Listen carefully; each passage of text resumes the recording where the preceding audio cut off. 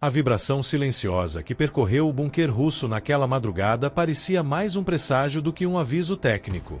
As paredes de concreto adormecidas tremiam levemente, como se sentissem antes de todos que algo profundo estava se movendo por debaixo da guerra. Algo que ninguém poderia ver a olho nu, mas que já estava correndo solto dentro dos sistemas militares. Não havia tempo para apresentações nem para relatos formais. Tudo começou com um simples distúrbio nas telas, aquelas enormes interfaces que exibiam mapas, radares e comunicações. Pontos desaparecendo, linhas tremendo, sinais que piscavam como se gritassem. Os analistas, acostumados ao caos da guerra, tentaram ignorar, até perceberem que a interferência seguia um padrão impossível de surgir por acaso. Alguém havia conseguido penetrar no coração da rede russa, alguém suficientemente ousado para mexer onde nem soldados veteranos ousavam encostar. O silêncio ali dentro se tornou tão pesado que era possível ouvir a respiração presa dos oficiais. Eles sabiam que aquilo não era falha, era ataque.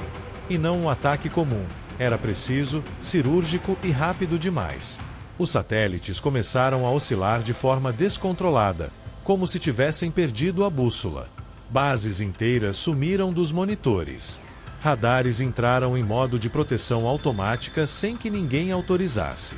Era como assistir a um castelo militar inteiro desabar, peça por peça, começando pelos alicerces invisíveis. A Rússia estava ficando cega, muda e vulnerável em todos os sentidos que um país em guerra jamais pode admitir. E o mais impressionante é que ninguém fora daquele bunker sabia. O mundo seguia dormindo, sem imaginar que, horas antes do amanhecer, a Rússia estava a minutos de perder o controle de sua própria defesa. A Ucrânia, que iniciará um ataque eletrônico experimental naquela noite, também não fazia ideia da dimensão do que estava desencadeando. O plano era apenas bagunçar sistemas seletos por algumas horas, desorientar algumas brigadas, atrapalhar rotações de drones. Mas, quando o código encontrou uma falha antiga no núcleo militar russo, algo como um efeito dominó começou a se espalhar pelo país. Um módulo, depois outro, depois tudo. Não era estratégia ucraniana. Era acaso. Era o tipo de brecha que aparece uma vez em décadas e que pode virar o mundo de cabeça para baixo.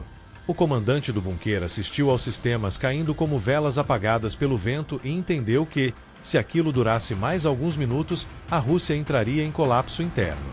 Sem comunicação, sem rastreamento, sem coordenação.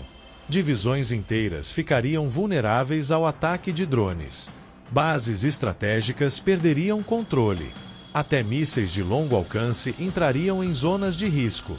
Foi nesse momento, entre flashes vermelhos e alarmes mudos piscando, que uma mensagem apareceu no visor principal: vocês perderam o controle.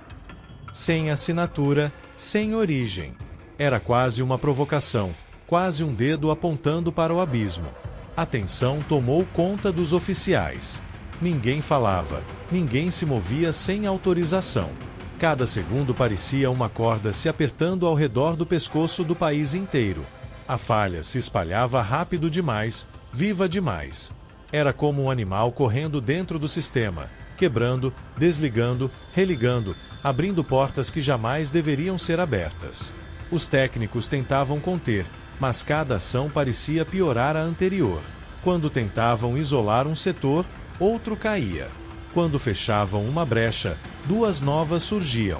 Era impossível saber se aquilo tinha sido planejado por alguém extremamente habilidoso ou se o próprio sistema estava entrando em colapso por anos de remendos e segredos enterrados. A única coisa clara era que o país estava prestes a ser empurrado para um buraco tão profundo que não haveria como subir novamente. O improvável salvou a Rússia, um módulo velho, antiquado, preso ao sistema como uma peça esquecida, que nunca tinha sido atualizado porque ninguém achava necessário. Ele resistiu ao ataque, tecnologicamente defasado demais para entender o comando que derrubava os outros.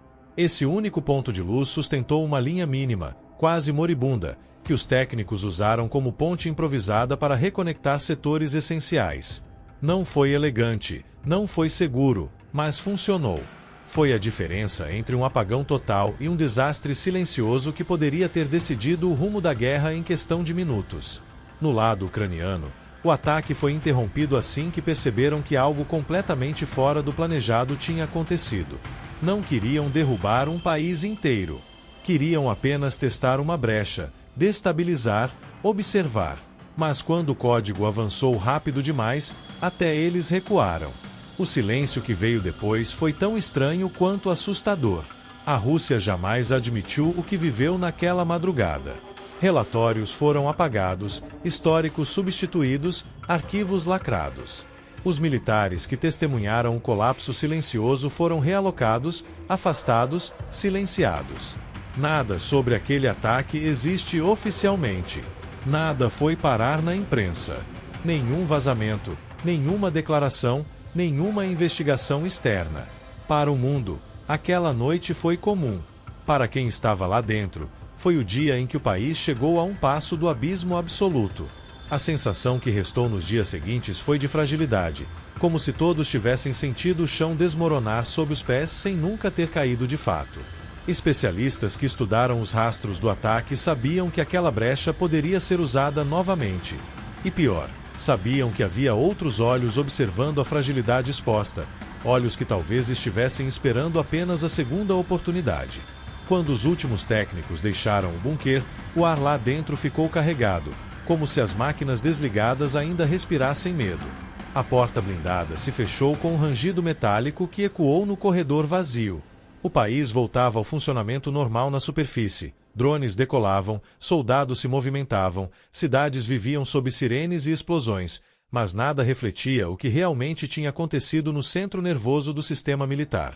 A guerra continuava, mas agora havia um fantasma digital rondando, um código perdido e um segredo grande demais para ser revelado. O mundo nunca soube que, enquanto dormia, a Rússia quase desapareceu dentro de si mesma. E talvez seja melhor assim, porque se todos tivessem noção da fragilidade de um sistema que sustenta milhões de vidas e equilibra o destino de continentes inteiros, ninguém conseguiria dormir com tranquilidade. Naquela madrugada esquecida, num corredor enterrado sob toneladas de concreto, a Rússia esteve à beira de perder tudo. E ninguém, absolutamente ninguém, ficou sabendo.